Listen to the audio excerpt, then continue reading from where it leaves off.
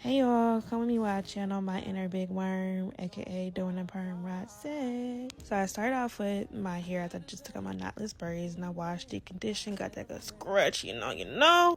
And here's the products I use. So I have the Dew Foam and then also two differentiate moisture leave-in conditioners.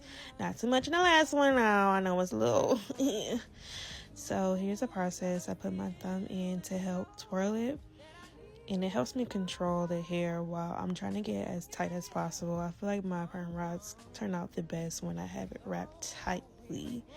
But this is definitely something that I have to do over and over again, just girl, because you want it to come out tight. So take your time. I'm just gonna part another section, just free parting it with my nail. I try to do as close as to how I naturally part my hair when I take them out.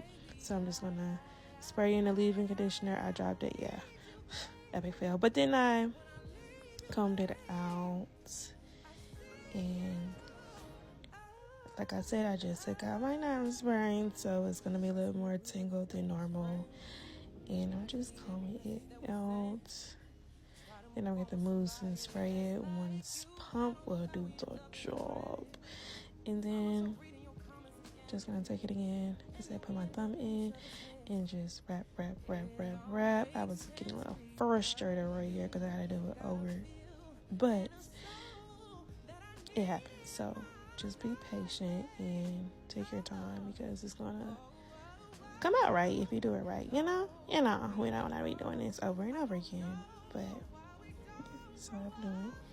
And I have 3 different sizes. So I have my hair's cut in a bob, and so my hair is like layered all over, so I have to use 3 different sizes. Now don't come for my neck about this taped up dryer because I'm gonna stick beside her, okay? But come back for part 2 to see if I cried or I left it.